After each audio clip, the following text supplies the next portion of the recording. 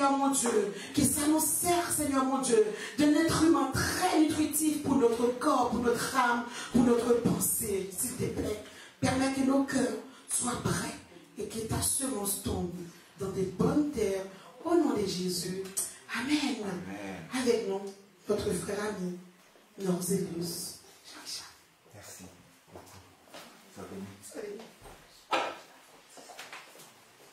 Alléluia. Amen. Je suis ravi d'être avec vous à nouveau en ce dimanche 23 juillet pour partager la Sainte Parole. Et nous avons vu ce matin que pour adorer le Seigneur et que pour que son esprit soit là, nous n'avons pas besoin d'être nombreux. Et nous avons pu voir que là où 2 ou 3 sont rassemblés, le Seigneur est au milieu d'eux. Toute gloire à Dieu et merci également à vous, mon cher pasteur et son épouse, pour votre invitation. Que la miséricorde, la grâce et la paix vous soient multipliées par notre Dieu et notre Seigneur Jésus-Christ. Que la miséricorde, la grâce et la paix vous soient multipliées par notre Dieu et notre Seigneur Jésus-Christ. Amen. Amen.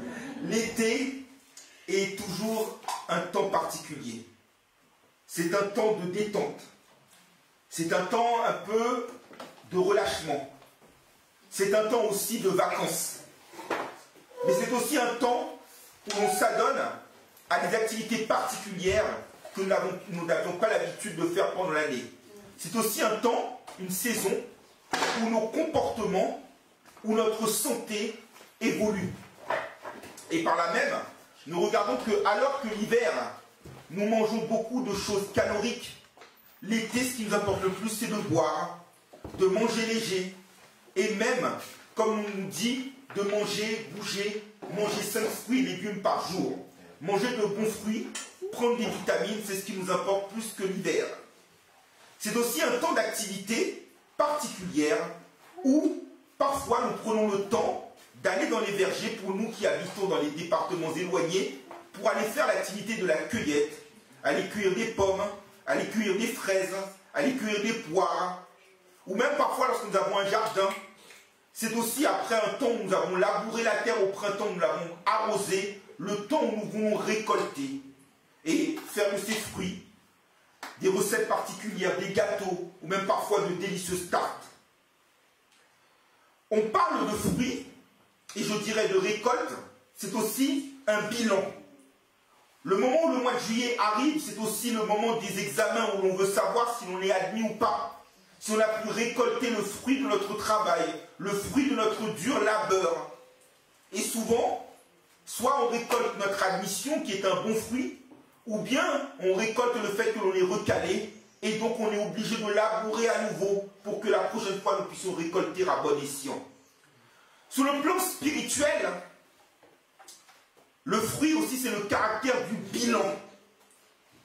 Qu'avons-nous fait de ce que Dieu nous a confié? Comment avons-nous mené notre vie spirituelle? L'avons-nous menée en soumission, en conjonction, en accord avec notre Dieu?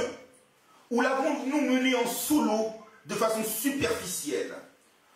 Le Seigneur Jésus avait dit lui-même que l'on reconnaît l'arbre à son fruit. Peut-on cueillir des épines sur un certain type d'arbre, des charbons sur un autre type d'arbre? Non. La réalité, notre Seigneur Jésus nous a dit que tout bon arbre porte un bon fruit. Et donc ce matin, ce que Dieu attend de nous, c'est que nous puissions porter un bon fruit. Et que ce fruit demeure. Et c'est ce que nous allons voir la lecture du verset du jour tiré de l'évangile de Jean, au chapitre 15, verset 5. Lecture pour laquelle je vais vous demander de vous mettre debout, s'il vous plaît.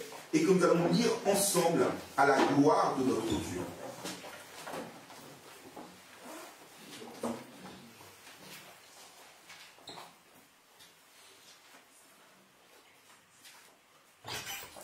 Le verset du jour est donc tiré de l'évangile de Jean, au chapitre 15, verset 5. Avec Boursorama à la banque, vous économisez en moyenne 200 €. Amen, l'Église. Amen. Ensemble à la gloire de Dieu. Je suis le cep, vous êtes les sarments. Celui qui demeure en moi et en qui je demeure porte beaucoup de fruits. car sans moi, vous ne pouvez rien faire. Amen. Jusqu'ici la parole de Dieu. Que le Seigneur bénisse cette portion de l'écriture pour l'éducation que nous avons. Je vous remercie, vous pouvez vous asseoir. Amen. Le verset du jour va être exposé en 3 temps. D'abord, nous allons voir comme d'habitude le contexte. Ensuite, nous allons voir la demeure réciproque que Jésus a en nous et que nous avons en Jésus. Et enfin, nous allons voir les conséquences fructueuses de cette demeure. Le verset du jour est tiré de l'épître de Jean. L'épître de Jean est un épître qui est particulier. À la différence des évangiles, l'évangile de Jean est particulier, à la différence des évangiles synoptiques que sont Matthieu, Marc, Luc et Jean, qui prennent le temps, en fin de compte, de relater des faits identiques, mais chacun sous un angle différent. En effet, le public auquel s'adresse l'épître de l'évangile de Jean, est différent du public auquel s'adresse l'évangile de Matthieu, l'évangile de Marc et l'évangile de Luc. L'évangile de Matthieu s'adresse pour lui aux Juifs, les Juifs qui attendaient un roi. Et donc Matthieu va insister sur la royauté de notre Seigneur et Sauveur Jésus-Christ. Tandis que de son côté, Marc s'adressait au peuple romain. Et à Rome, à l'époque, comme le relate d'ailleurs l'apôtre Pierre dans son épître, il y avait une majorité de la population qui était esclave. Et donc, Marc va insister sur le fait que Jésus était un serviteur. Et en Marc 10, verset 45, il va reprendre ce que Jésus disait, disant que Jésus dit qu'il n'est pas venu pour être servi, mais pour servir et donner sa vie en rançon pour plusieurs. L'évangile de Luc, sachant que Luc était docteur de profession, insiste sur le caractère de la guérison que Jésus apporte, la joie que Jésus apporte, et donc sur la médecine. Et l'évangile de Luc est destiné quant à lui au peuple grec, tandis que l'évangile de Jean est quant à lui destiné à l'Église. Et là, comme un peu dans les étapes du Tour de France, je dirais que nous montons un col. Nous entrons dans le sommet des sommets au travers du texte du jour. Mais en fin de compte, il faut prendre un plan plus général. En effet, tout part de Jean chapitre 12, verset 36, où il est dit que Jésus leur dit quelques paroles, il s'en alla et se cacha loin d'eux. Et puis, des chapitres 13 au chapitre 17, Jésus va s'adresser exclusivement aux disciples. Tout d'abord, dans le chapitre 13, Jésus va faire part de son amour. Jésus aimait les siens qui étaient dans le monde, nous dit Jean 13, verset 1er, et il mit le comble de son amour pour eux. Et il va montrer que, comme disait saint Augustin, que la véritable mesure de l'amour, c'est d'aimer sans mesure. Et donc il va se baisser pour laver les pieds de Pierre. Mais Pierre va dire qu'en fin de compte à Jésus que je ne suis pas digne que tu me laves les pieds. Mais Jésus va dire que si tu ne veux pas que je te lave les pieds, tu n'auras aucune part avec moi. Et là, Pierre va dire que Seigneur, j'accepte que tu me laves les pieds, le bras et la tête.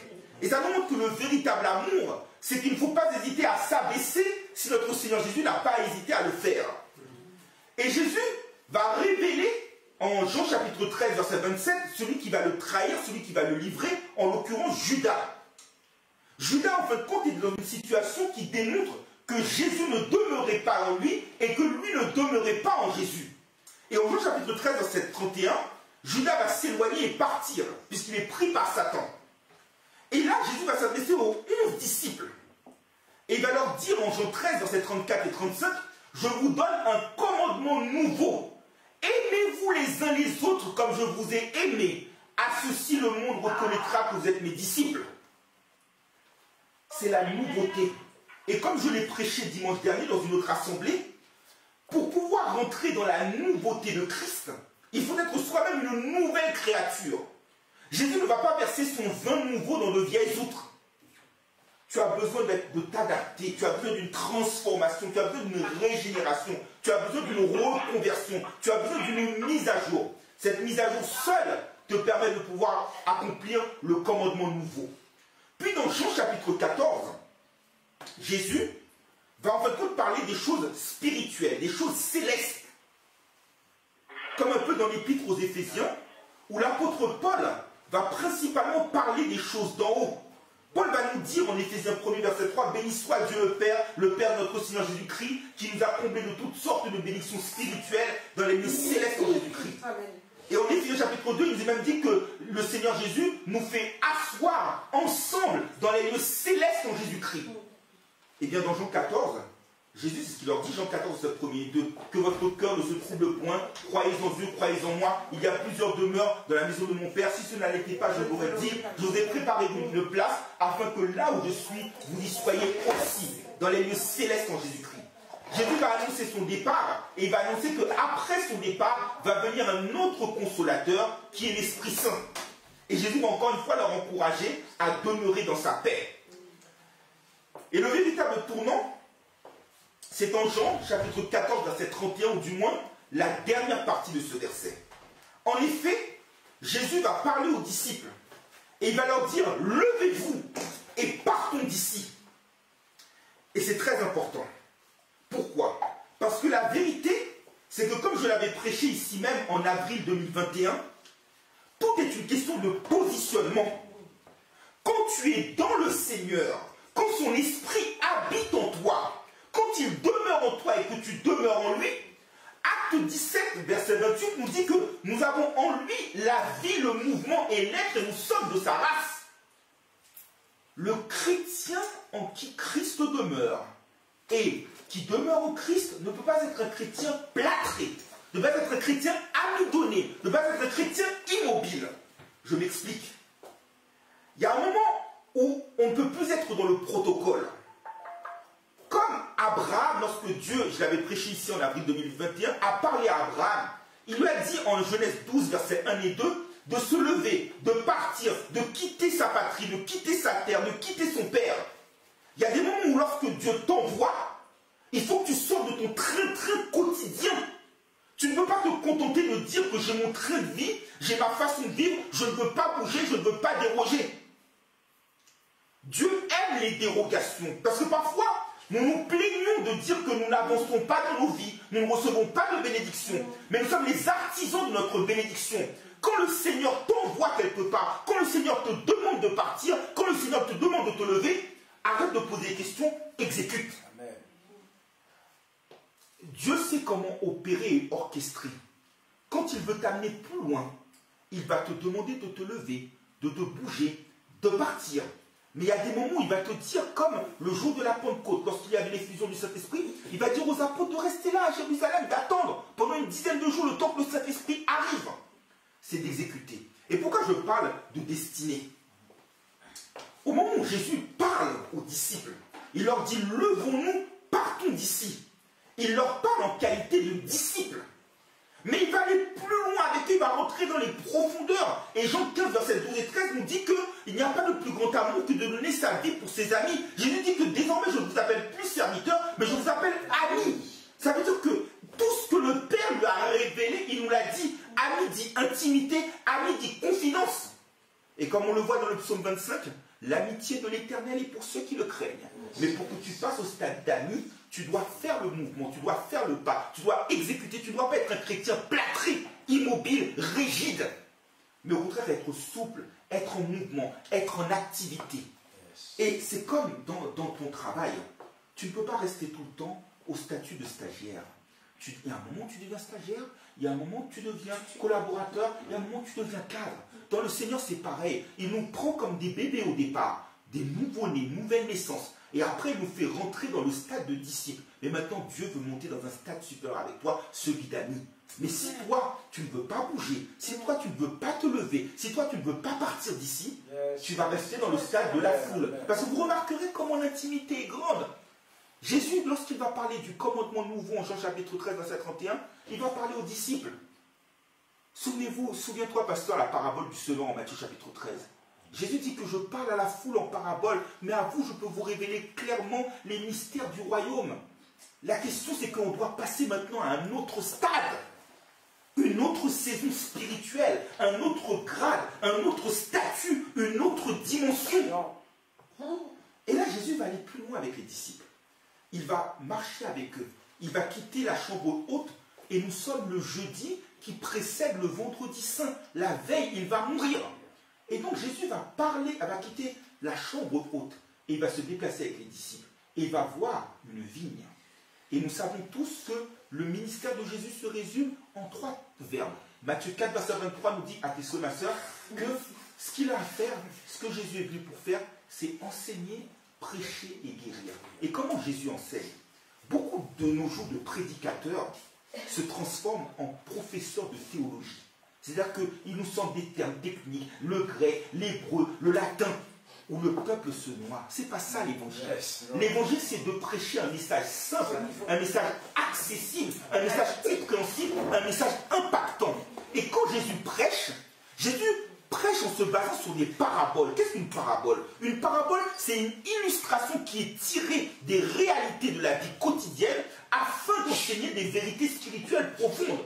Et Jésus va prendre l'exemple d'une vigne. Il va passer devant le mont des Oliviers, le chemin qui va le conduire vers le jardin de Gethsémani. Et il va prendre l'exemple d'une vigne. Et il va expliquer que c'est lui qui est le cep. Comme je vous l'avais dit la dernière fois, mais comme disait l'apôtre Paul aussi, je ne me lasse pas de répéter tout le temps ces mêmes choses. Jésus nous dit, je suis le cep. La dernière fois, souvenez-vous que j'avais prêché sur je suis le bon berger. En fin de compte, l'évangile de Jean est un nouvel exode. En effet, dans l'exode, lorsque Dieu va appeler Moïse dans le buisson ardent, Moïse va dire, mais qui dois-je dire qui m'envoie? Et bien Dieu va dire, en Exode 3, verset 14, je suis celui qui suis. Tu diras que celui qui s'appelle je suis t'envoie. Et là, on est dans l'exode céleste. C'est-à-dire que Jésus va nous faire quitter l'état de l'esclavage de l'Égypte, qui est la terre aujourd'hui, qui est sous la puissance du malin, pour nous faire entrer dans la Jérusalem céleste, dans la terre promise céleste. Et donc, Jésus va nous dire « je suis » pour signaler sa présence, et dès le départ, il va rassurer. En Jean chapitre 6, verset 20, il va dire à ses disciples « ne craignez point, c'est moi ». Et sachant que dans les Saintes Écritures, à 365 reprises, il nous est dit « ne crains point ». C'est-à-dire que tous les jours de notre vie, quelles que soient les tribulations, quelles que soient les persécutions, quelles que soient les difficultés, quels que soient les problèmes, nous n'avons pas à avoir peur. Le chrétien ne peut pas être dans l'anxiété, dans le stress, dans la peur, dans le doute, parce que Dieu veille sur sa parole pour l'exécuter. Et il nous dit donc, ne crains point, c'est que la peur doit être bannie de nos cœurs, et de nos esprits, et de nos pensées. Et là, il dit, je suis dans l'évangile de Jean à 7 reprises. Le chiffre 7, vous le savez, c'est le chiffre de la perfection. Et chaque fois que Jésus dit « je suis », il y a un miracle qui se produit. Tu veux vivre une vie de miracle? Demande simplement une seule chose, c'est que Jésus demeure et soit présent. Amen. Dès qu'il est présent dans ta vie, tu vas avoir une vie fertile, une vie de miracle. Amen, amen. On reprend ce qu'on avait dit la dernière fois. Jésus va dire aux disciples « je suis le pain de vie ». Le peuple était dans la famine. Comme aujourd'hui, il y a une inflation. Comme en 2 Rois chapitre 4, il n'y avait rien. Et il y avait l'un des serviteurs du roi, j'avais prêché ce message autre part, qui dit, mais quand bien même l'Éternel ouvrirait une fenêtre dans le ciel, comment un miracle pourrait-il se produire? Ce serviteur, parce qu'il a douté, n'a rien pu manger, il a été écrasé. Aujourd'hui, il y a peut-être une inflation. Il n'y a peut-être pas de quoi manger dans votre frigo. Mais Dieu, Jésus dit, je suis le pain de vie. Et avec un pain et quelques poissons, il a pu faire une multiplication de pain. Donc il te montre la réalité concrète qu'il est capable de donner nourriture à ta chair. Comme il est dit dans le psaume 118, il donne nourriture à toute chair, car sa miséricorde dure à toujours. Mais il donne également le pain de vie céleste. Il est le pain qui est descendu du ciel. Vos pères ont mangé la manne dans le désert et ils sont morts. Celui qui mange mon corps et qui boit mon sang, nous dit Jean 6, verset 56, demeure en moi et je demeure en lui. Deuxième miracle, Jean 8, verset 12. Jésus nous dit, je suis la lumière du monde. Celui qui me suit ne marchera pas dans la nuit, mais il aura la lumière de la vie. Le monde est dans les ténèbres, mais Jésus donne, et le monde est comme en race campagne, comme sur la route à côté, la nuit, il n'y a pas d'éclairage. Mais Jésus est la lumière dans ce sens qu'il va éclairer. Cette lumière qui chasse les ténèbres. Elle donne l'éclairage spirituel. Si Jésus demeure dans ta vie, tu ne peux pas être aveuglé, tu dois être éclairé. Et la parole, Jésus disait même que si la lumière, le cœur est la lampe de ton corps, et si la lumière qui est en toi est ténèbres, combien seront grandes ces ténèbres? Demandons au Seigneur de nous éclairer, de nous donner la lumière. Prions comme l'apôtre Paul disait aux Éphésiens, que Dieu illumine illumine les yeux de nos cœurs, qui donne un esprit de révélation, un esprit de sagesse. C'est ce dont nous avons besoin. Troisième miracle, troisième je suis. Jean 10, verset 9. Jésus nous dit, je suis la porte. Si quelqu'un entre par moi, il sera sauvé. Nous voyons avec la sécheresse tous les incendies qu'il y a ici et là. Jésus est l'issue de secours. Aujourd'hui, le monde est en train de suffoquer sous la chaleur. Et peut-être est-ce un signe du fait que Dieu avait dit que autant du temps de Noé, il avait détruit la terre par l'eau, mais là, il va la détruire par le feu. Et nous avons besoin d'une issue de secours. L'issue de secours, c'est Jésus. Si quelqu'un entre par moi, il sera sauvé, nous dit Jean 10, verset 9. Et puis, l'autre je suis, le quatrième, c'est celui que j'avais prêché la dernière fois ici même, c'est lorsqu'il me dit, je suis le bon berger, je suis venu pour que mes vies aient la vie, et quelle est la vie dans l'abondance. C'est-à-dire que nous avons l'abondance spirituelle, l'abondance qui fait que nous ne manquons de rien, l'abondance qui fait que le bonheur et la grâce nous accompagnent tous les jours de notre vie, l'abondance qui fait que nous n'avons rien à craindre lorsque nous marchons dans la vallée de l'ombre de la mort, la sécurité qui fait que personne ne pourra venir nous ravir de sa main. Cinquième miracle, cinquième je suis, Jean 11, verset 25. Je suis la résurrection et la vie. C'est ce qu'il a dit. Et on voit que chaque fois que Jésus a été présent quelque part, jamais personne n'a été mort. Lazare, qu'il aimait, était mort depuis plusieurs jours. Sa sœur a dit, oh, maître, si tu avais été là, mon frère ne serait pas mort. Oh, ils sont depuis plusieurs jours. Jésus a parlé. Et par sa parole, il a ressuscité Lazare. Et en Jean 11, verset 40, il me dit que ne t'ai-je pas dit que si tu crois, tu verras la gloire de Dieu. Enfin, le sixième, c'est Jean 14, verset 6. Je suis le chemin, la vérité et la vie. Nul ne vient au Père que par moi. En effet, nos péchés avaient érigé un voile entre Dieu et nous-mêmes. Depuis que Dieu nous avait chassés du jardin d'Éden, nous n'avions plus d'accès au Père. Nous étions obligés, sous le temps de la loi, de faire des sacrifices. Mais Jésus est devenu le médiateur, et le médiateur d'une plus grande alliance, et qui nous permet maintenant de pouvoir avoir accès au Père, de pouvoir avoir notre place, et de pouvoir avoir accès au trône de la grâce, et d'obtenir miséricorde, d'être secours dans nos besoins. Et enfin, le dernier miracle, c'est le verset du jour, je suis le cep. C'est l'idée de la fertilité, c'est l'idée de la croissance, c'est l'idée de la production, c'est l'idée de la multiplication, c'est l'idée de l'effusion. Et c'est ce qui va faire l'objet de la deuxième partie de notre prédication. Je suis le cep. Vous êtes les sarments. Celui qui demeure en moi et en qui je demeure porte beaucoup de fruits. L'agriculture était très importante dans l'économie d'Israël. Mais sur le plan spirituel, la question de la vigne est très importante. Israël a été souvent considéré dans l'Ancien Testament comme étant la vigne de l'Éternel. Ésaïe 5, versets 1 à 8, ou encore le psaume 80, versets 8 à 16. Et l'Éternel va faire beaucoup de reproches à cette vigne. Mais j'aurai l'occasion de revenir tout à l'heure. Là, nous avons la nouvelle alliance. Et dans la nouvelle alliance, nous avons le Père qui est le vigneron. C'est lui qui prend le soin de la vigne. Nous avons le cep, qui est la colonne vertébrale, si j'ose dire. Et nous avons les sarments que vous et moi sommes, et qui viennent se greffer à ce cep. En l'occurrence, c'est le vigneron, comme un jardinier paysagiste, qui va venir, qui va prendre le cep, qui va prendre les sarments, qui va retirer tout ce qui empêche sa croissance, tout ce qui empêche les jeunes pousses de pouvoir croître, pour qu'ils portent beaucoup plus de fruits. Et ce cep, en l'occurrence, c'est Jésus. Mais nous voyons que la relation entre le cep et le sarment est cruciale. Je m'explique. Le sarment peut être vous et moi, c'est-à-dire c'est vous et moi-même. Nous pouvons adorer Dieu dans notre coin à titre individuel dans le cadre d'un culte personnel. Nous pouvons adorer Dieu dans le cadre d'un culte collectif. Mais le problème, c'est que les branches que nous sommes, si elles ne sont pas rattachées au cep qu'est Jésus, eh bien, elles ne servent strictement à rien. De même que notre adoration, notre louange, nos actions de grâce, nos prières, nos prédications, si elles ne sont pas rattachées à Jésus, elles sont inutiles. Tu as besoin d'être greffé. Tu as besoin d'être branché. Tu as besoin d'être connecté. Parce que le monde dans lequel nous vivons est un monde de ténèbres.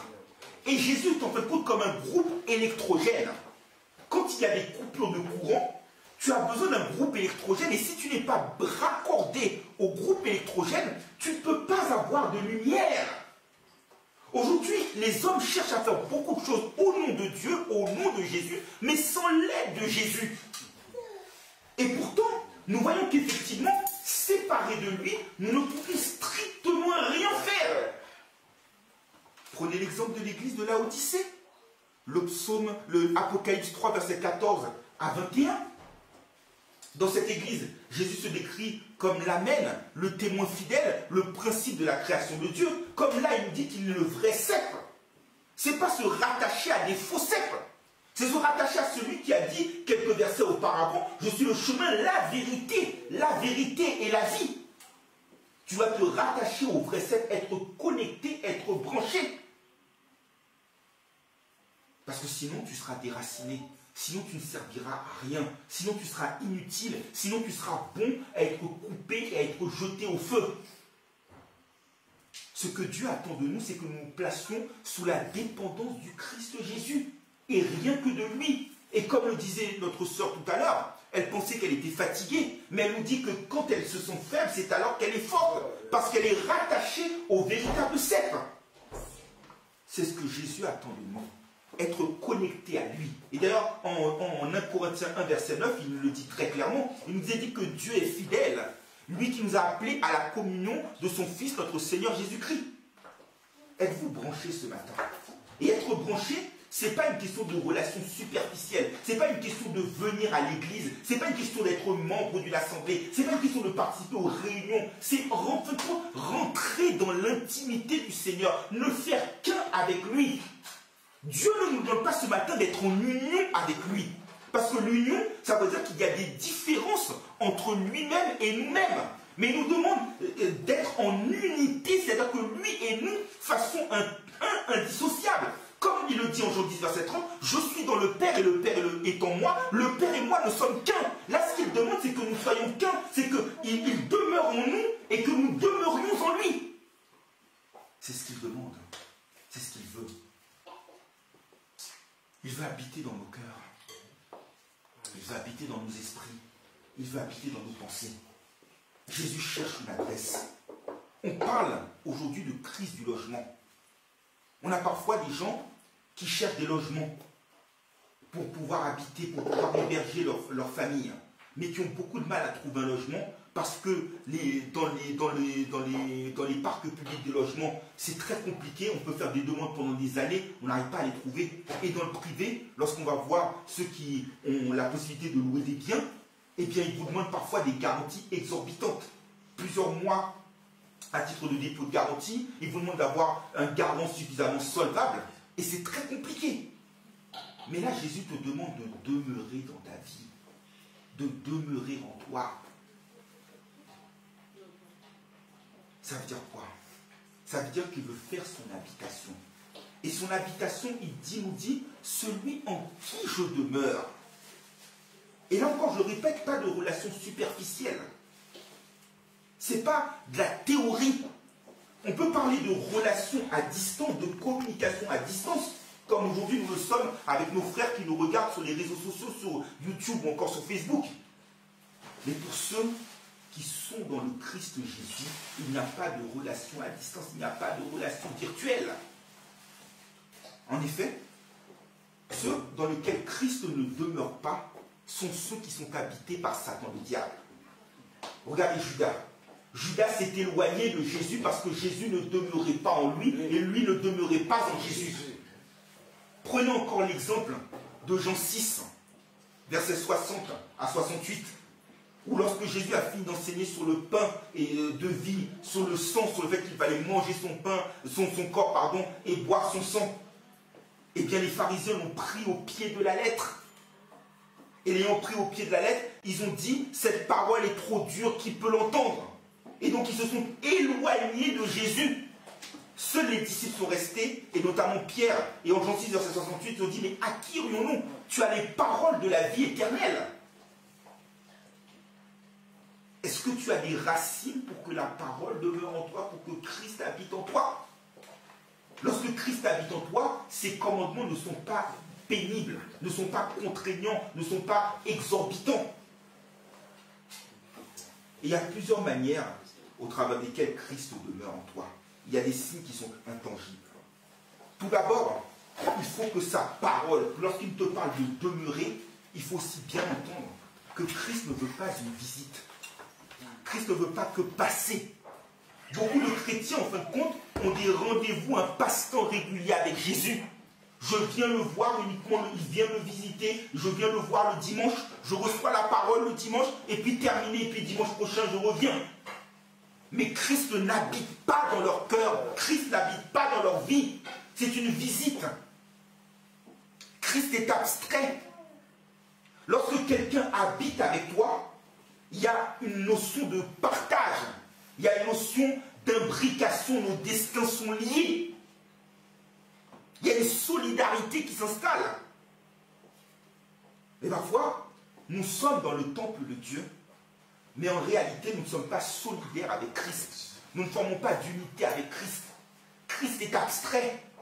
C'est parce qu'on se dit qu'on a l'habitude, c'est une tradition.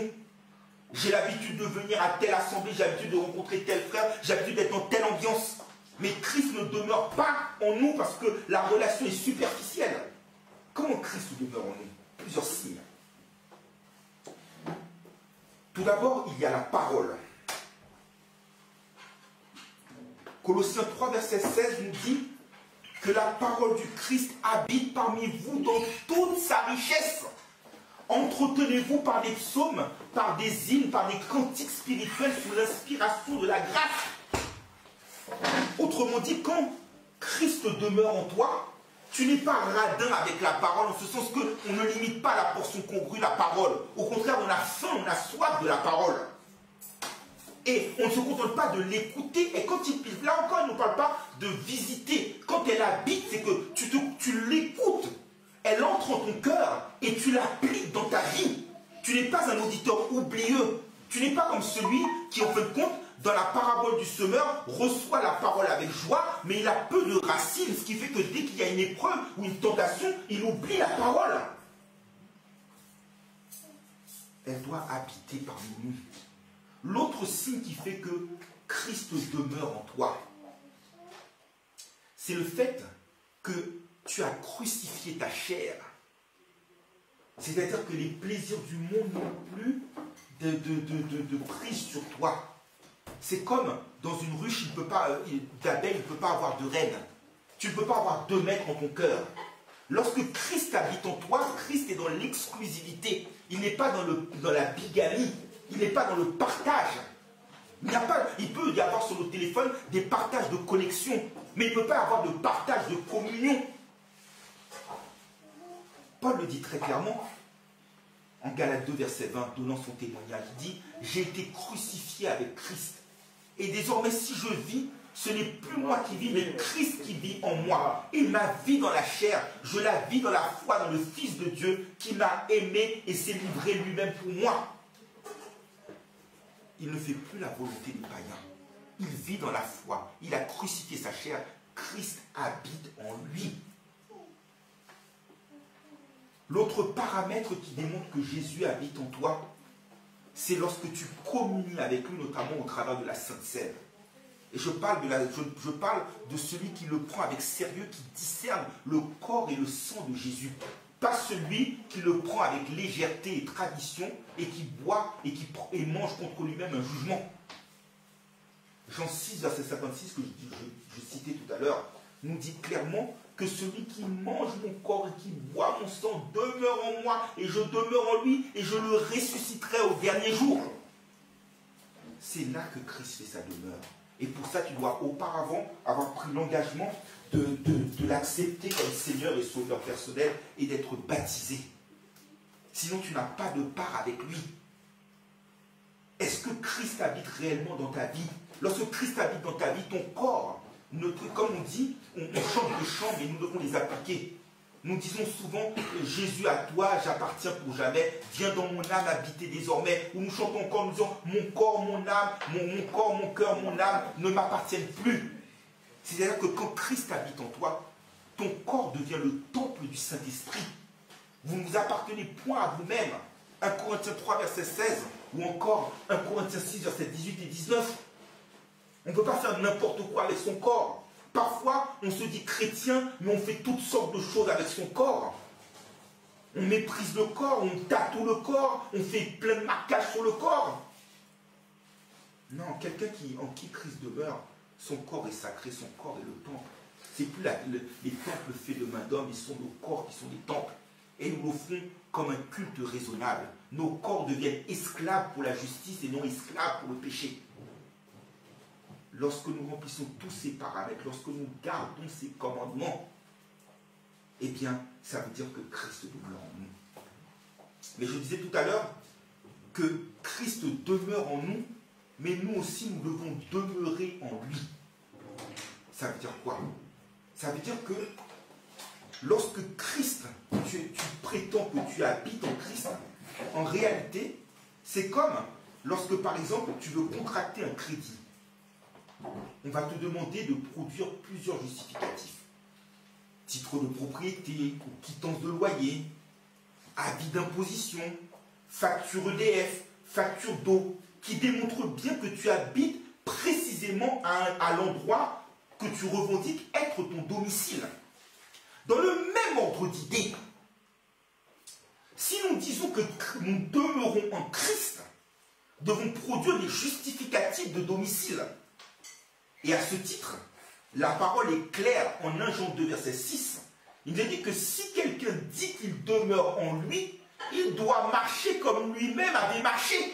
Ça veut dire quoi? Marcher dans l'humilité, marcher dans la foi, marcher dans la paix, marcher dans la sagesse, marcher dans la sainteté. Comment démontrer que tu demeures en Christ? Celui qui demeure en Christ ne pêche point, nous dit 1 Jean 3, verset 6. Ça veut dire quoi? Ça ne veut pas dire, malheureusement, tant que nous serons dans ce corps mortel, nous serons amenés à pécher malgré nous.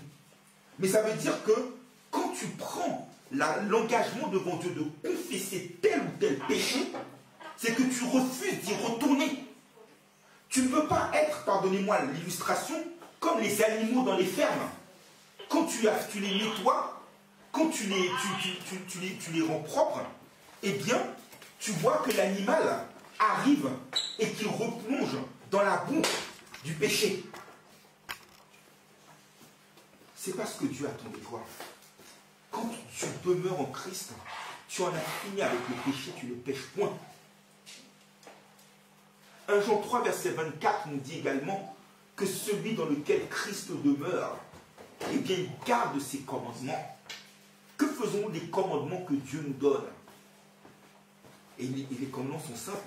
Tu aimeras le Seigneur ton Dieu de tout ton cœur, de toute ton âme, de toute ta force, de toute ta pensée, et tu aimeras ton prochain comme toi-même.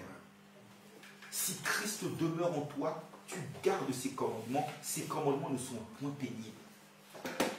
Lorsque Christ demeure dans ta vie, tu marches en nouveauté de vie, tu marches en pureté, tu marches en victoire. Tu justifies le fait que tu prétends être son disciple. Tu marches selon l'esprit. Tu marches de gloire en gloire. Tu marches de perfection en perfection. Tu es le reflet de sa personne. Tu es le reflet de sa gloire. Tu es le reflet de sa multitude. Et c'est ce qui va faire l'objet de la troisième et dernière partie de notre prédication. Celui qui demeure en moi et en qui je demeure porte beaucoup de fruits.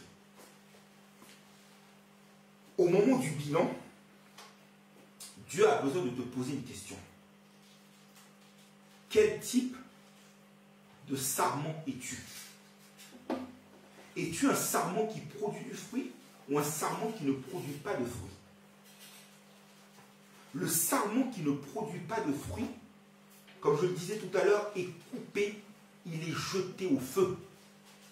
Dans la géhenne, là où il y a des pleurs et des grincements de dents.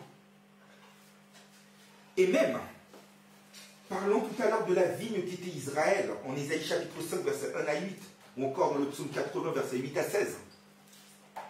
L'Éternel Dieu dans l'Ancien Testament, lorsque la vigne ne produisait pas les fruits malgré tout le travail que l'Éternel avait fait pour l'émonder, eh bien, que fait l'Éternel? Il laisse la clôture ouverte. Il permet aux ennemis de rentrer, d'écraser ce fruit. Il permet à l'ennemi de rentrer, de prendre les barrages, de couper le bois. Parfois, dans la mesure où tu n'es pas productif pour Dieu, eh bien Dieu fait que ce que tu fais devient inutile. Et l'ennemi en profite pour t'écraser. C'est toi qui ouvres la porte. Mais lorsque tu arrives et que Christ demeure en toi réellement, et que tu demeures en lui, comme la parabole du semeur, la bonne terre, elle porte des fruits par 10, par 50, par 100. Et quel type de fruits portons-nous? Tout d'abord, Matthieu 3, verset 8 nous dit que nous portons le fruit de la repentance. Quand Christ demeure en toi, tu as la repentance au sens que tu prends conscience de la gravité de ton péché, tu le regrettes, tu y renonces et tu n'y retournes plus. Tu as pour fruit la sainteté. Romains 6, verset 22. C'est-à-dire que tu as le mal en horreur, tu t'attaches fortement au bien, tu te sépares de ce monde. Tu as pour fruit la lumière. Éphésiens 5, verset 9. Tu as pour fruit le fruit de l'esprit. Galates 5, verset 22 et 23. L'amour, la joie, la paix, la douceur, la patience, la fidélité, la bonté, la bienveillance, la maîtrise de soi. Quand Christ habite dans ta vie, c'est ce type de fruit que tu produis. Tu produis aussi des fruits de bonnes œuvres, nous dit Colossiens 1, verset 10. Tu fais des œuvres autour de toi. Parce que dans la mesure où le Christ habite en toi, tu dois être capable de faire des œuvres. Christ, sur la terre, faisait des œuvres, allant partout, guérissant le mal, chassant les démons, venant au secours des lépreux. Tu dois faire de bonnes œuvres. Tu dois également produire un sacrifice de louange. Hébreux 13, verset 15, le fruit de nos lèvres. Tu dois être productif sur le plan spirituel. Romains 1, verset 13, combien de prémices, combien d'âmes avons-nous amenées au Seigneur? Quelle cueillette avons-nous fait dans nos vies spirituelles? Oui, c'est bien d'être présent au culte. Oui, c'est bien de chanter. Oui, c'est bien de prêcher. Mais combien d'âmes avons-nous amenées au Seigneur? Quel panier de fruits pouvons-nous lui produire? Quelle offrande pouvons-nous lui produire? C'est ce que Dieu attend de nous. Dieu attend de nous des bons fruits. Dieu attend de nous de la productivité. Dieu attend de nous de la multiplication. Dieu attend de nous de la multitude. Il nous dit, il porte beaucoup de fruits. Et l'autre conséquence, quand Christ habite en toi et que tu habites en Christ, les versets suivants, notamment versets 7 à 9, nous dit que vous pouvez demander ce que vous voulez, il vous l'accordera. Il n'y a aucune personne dans laquelle Christ a demeuré qui a connu l'échec, qui a connu la défaite. Parfois, tu peux penser que c'est un échec, mais Christ sait ce qu'il fait. Il est l'alpha et l'oméga, Dieu est le maître des temps et des circonstances. C'est qu'il t'estime parfois pas encore assez mûr pour recevoir la bénédiction qu'il prépare pour toi. Mais il n'est jamais en retard. Il s'est élevé au moment convenable. Il est la meilleure personne, au meilleur endroit, au meilleur moment.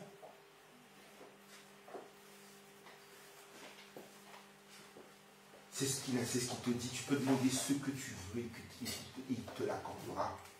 Le fruit qu'il va te donner est un fruit qui demeure.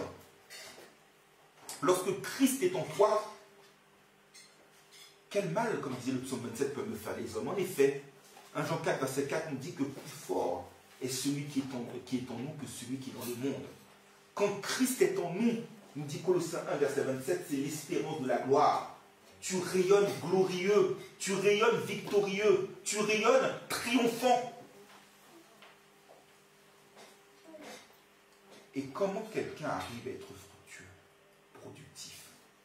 Si Christ demeure en toi, tu ne peux pas être grognon, tu ne peux pas être triste, tu ne peux pas être frustré, tu ne peux pas être accablé. Je vais vous donner une illustration très concrète, qui est celle de l'apôtre Paul. L'apôtre Paul était en prison et il ne savait pas ce qu'il allait advenir de sa vie. Il ne savait pas ce qu'il allait advenir de son ministère. Et pourtant, de là où il était, il encourageait les Philippiens. Et il démontrait que Christ demeurait en lui et qu'il produisait malgré tout beaucoup de fruits. Paul va exhorter les Philippiens à la douceur. Il va leur dire, malgré le fait que lui, sa vie est en danger, ne vous inquiétez de rien. Mais en toute chose, faites connaître à Dieu vos besoins par des prières, des supplications, des actions de grâce. Et la paix de Dieu qui surpasse toute intelligence gardera vos cœurs et vos pensées en Jésus-Christ. Toujours ce même apôtre Paul, quelques versets plus tard, en Philippiens 4, verset 11 à 13. Paul va dire que j'ai appris à être content, quel que soit l'état dans lequel je me trouve. Comment peux-tu être un chrétien en colère? Comment peux-tu être un chrétien frustré? Comment peux-tu être un chrétien accablé? Quand Christ habite réellement en toi et que le fruit de l'esprit paraît, tu as une paix en toi, tu as une joie en toi, tu as une maîtrise de toi en toi, tu as une douceur. Tu ne crains pas, tu ne crains rien. Oui, tu ne crains rien. Il nous dit qu'il a appris à être content, quel que soit l'état dans lequel il se trouve. Il a appris à être dans l'abondance, il a appris à être rassasié, il a appris d'avoir eu faim, il a appris la difficulté. Et il nous dit en conclusion, je puis tout par celui qui me fortifie. Et ça justifie bien ce qu'il nous est dit dans le verset du jour. Il nous dit que sans moi, vous ne pouvez rien faire. Là, Paul nous dit que Christ demeure tellement dans sa vie, on a beau l'enchaîner, il nous dit qu'il peut tout. Ça veut dire quoi qu'il peut tout? Ça veut dire qu'il est mis sur les rails du Saint-Esprit et que les circonstances qui l'environnent peuvent être accablantes. Mais ça ne va en rien l'affaiblir, ça ne va en rien l'affecter. Si Christ demeure réellement en toi, tu ne peux pas être vacillant, tu ne peux pas être titubant. Tu es comme un arbre planté près d'un courant d'eau qui donne son fruit en sa saison et dont le feuillage ne se flétrit point. Tout ce qu'il fait lui réussit. Tu vois, on nous parlait il y a quelques jours de la canicule. Dans Jérémie 17, verset 5, il dit « Béni soit l'homme qui se confie en l'Éternel ». Quand tu te confies en l'Éternel, unité, Jérémie était en unité avec son Dieu, il demeurait en Dieu et Dieu demeurait en lui. Eh bien, son feuillage se répand jusque sur les cours d'eau. Son feuillage reste vert. Il ne craint pas la sécheresse. Quand tu demeures en Dieu, et que Dieu demeure en toi, il pourvoit à tous tes besoins, tu ne manqueras de rien. Tu ne vas pas avoir de pleurs pour hier, ni de peur pour demain. C'est ce que Dieu attend de nous. Dès lors que nous laissons faire sa demeure en nous, eh bien, nous n'avons plus rien à craindre. La crainte est bannie. Oh oui. Avec lui, nous pouvons tout faire. Sans lui, nous ne pouvons rien faire. Mais avec lui, nous pouvons tout faire. Avec lui, nous pouvons faire des exploits. Avec lui, nous savons qu'il écrasera nos adversaires. Ainsi donc, mes frères et sœurs en Christ, pour terminer. Ce matin, Dieu veut faire sa demeure en nous. Dieu veut habiter en nous. Et Dieu veut que nous habitions en lui. Dieu ne veut faire qu'un seul avec nous. Il veut que nous soyons un dans un lien d'amour. Que nos cœurs soient unis aux siens. Que notre esprit soit uni au sien. Que nous soyons en unité parfaite avec lui. De telle sorte que nous puissions voir une vie de fertilité, une vie d'abondance, une vie de multitude, une vie de croissance, une vie de productivité se manifester dans nos vies. Mon souhait pour vous, c'est que vous puissiez garder dans vos cœurs cette parole et que vous puissiez reprendre à votre compte cette doxologie de l'apôtre Paul exprimée en Éphésiens 3, versets 20 et 21. À celui qui, par la puissance qui est en nous, peut faire indéfiniment au-delà de ce que nous demandons ou même pensons. À lui soit la gloire dans l'Église, en Jésus-Christ, au siècle des siècles. Amen. Amen.